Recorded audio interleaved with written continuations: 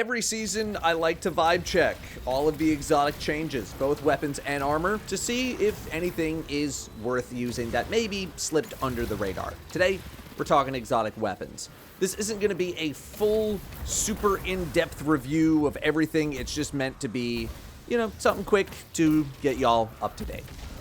Bastion's up first, and it just got a lot of quality of life improvements. You can use any melee attack now, and the timer was increased on the bonus melee damage buff from 2 to 3 seconds. Oh, and the melee damage bonus was increased from 100 to 300%. And for those of you keeping track at home, that is a lot. That's a lot. The answer is yes, this works with grapple melee. I've been running a lot of Wishful Ignorance Flechette Storm on my Titan recently. Yes, even with the most recent nerf, it's still good. And this boosts the damage of the uppercut move that you need to do to get into the air in the first place, which is both kind of cool and annoying because you do really want to use that damage boost on the swing of the attack and not really the uppercut thing you do first. The combo here is to essentially alternate between a melee attack and shooting the weapon. That's all.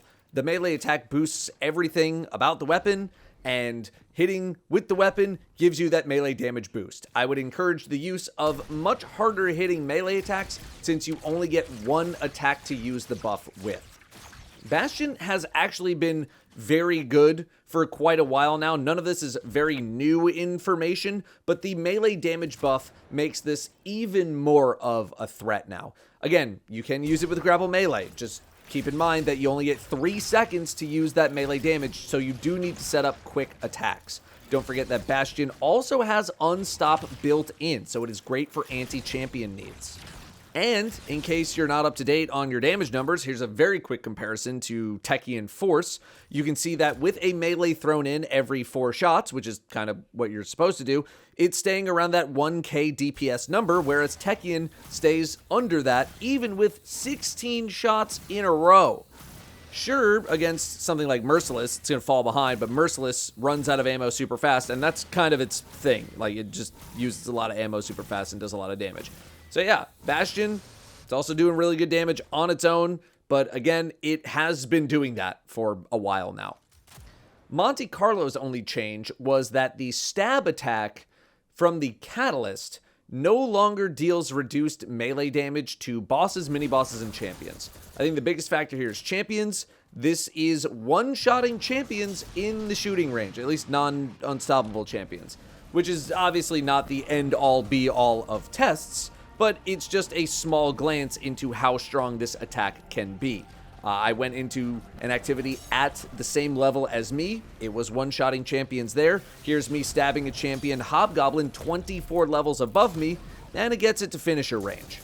Markov chain can be stacked to 5, either through a bunch of weapon kills or a single melee kill, powered or unpowered. Much more likely that you're going to get a melee kill and then switch to the knife and then go for a big stab on a big target. Realistically, how much is this going to move the needle for Monte Carlo for most people out there? Probably not that much, especially since a lot of melee builds have moved beyond the need for something like Monte Carlo's melee ability regeneration.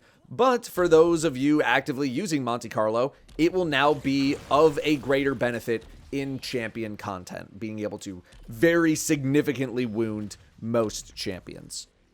Winterbite is a glaive. I know people are not really up to date on their glaives. Glaives got a massive update in Edge of Fate where their attacks are now considered melee attacks, which means a lot of things needed to be rescaled to make sure that they weren't doing obscene amounts of damage when stacking melee damage effects. Winterbite's main perk was reduced from 50 to 20% bonus damage when the weapon was loaded to compensate for this. Glaives probably need their own full revision and update on their own with all the changes. I know I keep saying I'm going to do a glaive video, but I've been saying that for 3 years, so don't hold your breath. That being said, the amount of people this change will affect is likely very small, as glaives, even as strong as they are, can be, whatever time period we're using, are still not a very popular option amongst the people. Winterbite was really good last season because it had some pretty good artifact support, which we no longer have. Hierarchy of Needs received a lot of changes. This is a weapon that I already thought was a dominant weapon in certain activities and setups, and it has now been made even easier to use. Any hits charge the guidance ring instead of just precision. You only need 3 hits instead of 6 for a guidance ring. The ring's duration is now 20 seconds up from 13. The ring that spawns will now face the person who created it, automatically moving with that person. You can now only have 1 ring at a time, and all bows now spawn missiles when fired through a ring. In activities that featured more stay in one place types of encounters, onslaught, maybe the coil, select seasonal activities, once you had a guidance ring active, you could do unreal amounts of damage for as long as there were enemies to shoot. However, this weapon's downfall was in content where you physically had to keep moving to progress through an area, and unfortunately for this weapon, that is a lot of stuff in the game. These buffs essentially take some of the reasons that this weapon was so dominant in those other activities and made them way more accessible in more pieces of content. Guidance rings can proc so much faster, and it's much easier to use them in case you get out of position or the enemies spawn somewhere else or something like that. This is generating some very high single target primary weapon damage, but it's always been good at that. The Gallarhorn effect is really only going to be a factor if something like this and, say, Leviathan's Breath end up being some of the top damage dealing options in the game. Not saying it couldn't happen. It's not right now, at least I don't think so. Desert Perpetual is being beaten very easily with Outbreak Perfected, and I'm not sure I really see that strategy changing unless a big discovery is made or a lot of nerfs happen. Tommy's Matchbook. I am a Tommy's Matchbook hater. I've never really liked this weapon too much, so I'm wondering if the adjustments here do anything to make me like this thing. So Overheated is now called Ignition Trigger, and it's a buff in the bottom left where weapon buffs normally go now. If there's any Ignition Trigger meter active, you gain the effect, which is dramatically boosting your weapon damage. It's 100% on this boss enemy here. You're also scorching enemies when you have sustained fire on them to the point where you will ignite a target twice if you hit all of your shots on that target and they, also stay alive long enough. Final blows are now Cure X1 instead of just health regen or whatever it was doing, so there's some subclass of verbiage in there now as well. And Hipfire deals 50% less self-damage versus aiming down sights, which is up from the 33% that it used to be. To me, this is more of a lower stakes pub stomper weapon still for the most part. They essentially just brought the functionality of the weapon into the current era of the game. They updated it with current era descriptions and features and verbiage. The fantasy is that you're just mowing through tons of enemies, constantly healing yourself, and you'll never need to care about your health. And when you're in those situations, yeah, it's doing a lot of damage. Its single target damage can rival other top tier primary options, like Outbreak. But as soon as you find any kind of resistance to your shots, as soon as the slaying out slows down, the self-damage becomes much more of a liability. This isn't a new concept, though. It's not a terrible weapon by any stretch of the imagination. I know people are using it with all of the different Solar Titan exotics, but I wouldn't look at these adjustments as buffs, more so than an update to current day standards. Choir of One didn't really get that much of an adjustment. It was more that people were exploiting the weapon, enabling it to fire much faster than it should have been able to. Its tap fire speed has been throttled as a result, and automatic fire is now how you should be using the weapon. I can definitely feel the results of the tap fire adjustments. You used to be able to tap this thing pretty quickly, although you wouldn't ever tap it at its max rate of fire when you're trying to use it with a bit more precision anyway. It's still a very, very good weapon. Dead Man's Tale now has Cranial Spike give you a damage buff, stacking up to 17% bonus damage at maximum stacks, which is 5, and it'll also reload more rounds into the gun based on how many stacks you have of Cranial Spike, which is kind of cool. You guys know this thing has 5 ornaments? It's got 5 ornaments. That's crazy. Anyway, so the main benefit is now you can reload this weapon insanely fast. I'm using Rapid Hit, and at both rapid hit and cranial at ×5, it is done in an instant. It's so fast. And its single target damage is respectable. Like, it's fine. But I'm not sure it'll ever get back to its heyday when it first released, and it was just murdering everything in sight. It's fine. It's a good buff. If you're a Dead Man's enjoyer, then this buff is actually great for you. But I don't think it's going to move the needle for anyone not currently using it. But it's definitely better. The Navigator has found its way into the premier hunter build of the season, which is Grapple Ascension, which I do want to cover very soon. The Navigator now does the following. When the user has Woven Mail, Navigator deals 25% more damage in PvE, 5% in PvP. You also get increased ammo generation when you have Woven Mail. So I'm guessing this was originally done to incentivize giving Woven Mail to your teammates way more often, although I'm not really sure what you were doing with this thing if you weren't already doing that.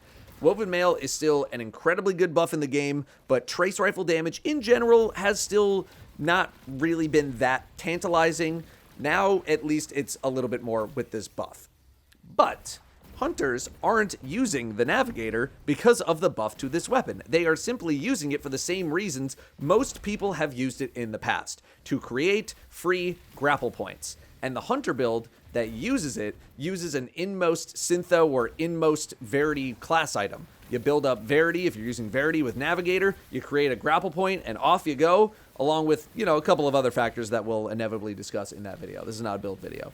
So yes, the Navigator did get buffed for more traditional use cases, but the reason you might be seeing it everywhere is because of this hunter build specifically, and because they want free grapple points. Devil's Ruin had almost a complete rework, more or less. The fire on release mechanic is gone, and the beam attack is a special reload animation activation thing now, which is triggered by picking up a fire sprite. Kills with the weapon make fire sprites, and the beam scorches on hit and ignites on kill. I was never a huge fan of the fire on release mechanic this weapon had. That change alone should get you to take a look at Devil's Ruin. But it's super easy to get the ball rolling with this weapon. Not only will it make fire sprites very easily, but there is so much extra utility in the artifact for making elemental pickups. Like, it will be zero problem at all. On top of that, elemental daze in the artifact is making this do some pretty crazy stuff to champions.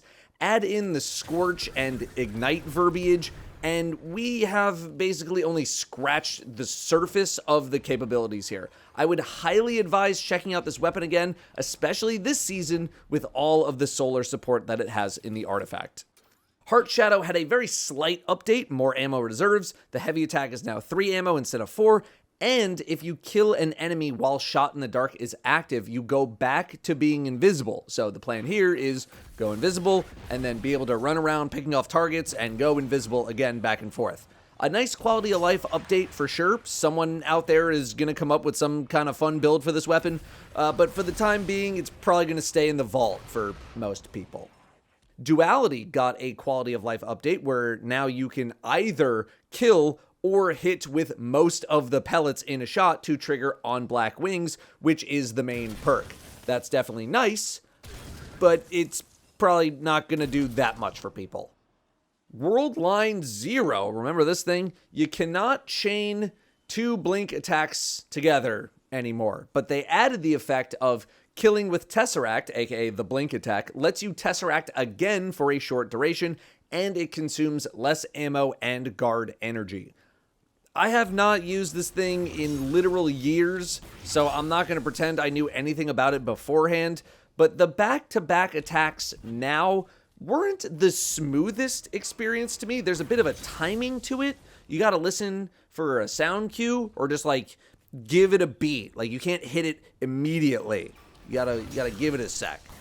It's neat, I guess, but this thing is staying in the vault for me personally. Then we have a bunch of smaller things or fixes that I think are probably going to be non-factors for a lot of people, like Vigilance Wings bonus can now activate when you're solo in PvE, so that's kind of nice. Ace of Spades Precision Kill Explosion has less delay. Deterministic Chaos, that machine gun, had some fixes. Mythoclast had a fix as well, nothing too crazy there. Finally, Wicked Implement has been converted into a rapid-fire frame scout rifle, which does mean it takes an extra hit to trigger slows and freezes, which is fine because they're just kind of evening out the time that it takes to freeze and whatnot. And they also bumped up the magazine size to compensate. Is that going to move the needle for pretty much anyone not using the weapon already? Probably not. I do think the weapon isn't too bad as far as scouts go. I also prefer rapid-fire frames most of all. You might want to throw it into a Rhymecoat Raiment Warlock build, since that's already a, pretty passive setup. But for everyone else, it'll probably just continue to chill in your vault. Pun intended, eat my ass. That's it for your exotic weapon vibe check for the patch. I'm sure we're going to get even more updates in the mid-season patch as well, so be on the lookout for that if there's a bunch of stuff that we need to discuss. Again, this is just meant to be more of a quick vibe check rather than a full-blown, in-depth update. So if there is something you want me to take a look at more in-depth, I can totally do that. Just let me know. Thank you very much for watching. I will see you next time.